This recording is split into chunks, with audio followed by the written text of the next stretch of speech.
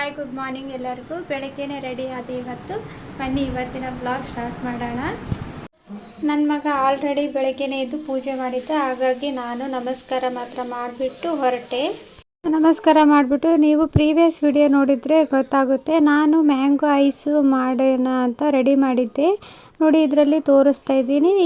ಈ ಥರ ಮಾಡಿ ಇಟ್ಟಿದ್ರೆ ಆದರೆ ಅದು ಯಾಕೋ ಐಸ್ ಕ್ರೀಮೇ ಆಗಿರಲಿಲ್ಲ. ಅದು ಯಾಕೆ ಅಂತ ನಿಮಗೂ ಗೊತ್ತಿದ್ದರೆ ಕಮೆಂಟ್ ಹಾಕಿ. ನೋಡಿ, ಈ ರೀತಿ ಮೌಲ್ಡಲ್ಲಿ ಹಾಕಿ ಇಟ್ಟಿದ್ದೆ ನಾನು. ನೆಕ್ಸ್ಟ್ ಡೇ ಮಾರ್ನಿಂಗ್ ನೋಡಿದೆ, ಅದು ನೋಡಿದರೆ ಐಸೇ ಆಗಿರಲಿಲ್ಲ. ಏನು ಕಾರಣ ಅಂತ ಗೊತ್ತಾಗಿಲ್ಲ ನನಗೆ. ನೋಡಿ, ಈ ರೀತಿಯಾಗಿ ಹಂಗೆ ಇತ್ತು. ಹಾಗಾಗಿ ಈ ರೀತಿ ಡಬ್ಬದಲ್ಲಿ ಟ್ರಾನ್ಸ್ಫರ್ ಮಾಡಿ ಇಡೋಣ ಅಂತ ಹೇಳ್ಬಿಟ್ಟು ಡಬ್ಬಕ್ಕೆ ಟ್ರಾನ್ಸ್ಫರ್ ಮಾಡಿ ಇಟ್ಟು ಟಿಫನ್ ಎಲ್ಲ ಮಾಡಿಕೊಂಡು ಮಧ್ಯಾಹ್ನ ತೆಗೆದ್ಬಿಟ್ಟು ನೋಡಿದೆ. ನಮ್ಮ ಹಸ್ಬೆಂಡ್ ಊಟಕ್ಕೆ ಬಂದಿದ್ದರು, ಆಗ ತೆಗೆದ್ಬಿಟ್ಟು ನೋಡಿದೆ. ನೋಡಿ ಎಷ್ಟು ಚೆನ್ನಾಗಿ ಈಗ ಐಸ್ ಕ್ರೀಮ್ ಆಗಿದೆ. ಆ ಮೌಲ್ಡಲ್ಲಿ ಯಾಕೆ ಆಗಲಿಲ್ಲ ಅಂತ ನಂಗೆ ಗೊತ್ತಿಲ್ಲ. ನಿಮಗೇನಾದರೂ ಗೊತ್ತಿದ್ದರೆ ಕಮೆಂಟ್ ಬಾಕ್ಸಲ್ಲಿ ಕಮೆಂಟ್ ಹಾಕಿ ಪ್ಲೀಸ್.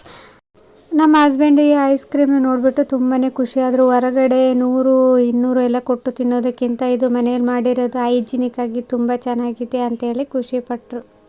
ಇದು ನಮ್ಮ ಇವತ್ತಿನ ಬ್ಲಾಗ್ ಆಗಿತ್ತು ಗೈಸ್. ಇಷ್ಟ ಆಯಿತು ಅಂತ ಅಂದ್ಕೊಳ್ತೀನಿ. ಹಾಗೆ ಲೈಕ್, ಶೇರ್, ಹಾಗೆ ಸಬ್ಸ್ಕ್ರೈಬ್ ಮಾಡ್ಕೊಳ್ಳೋದು ಮರಿಬೇಡಿ.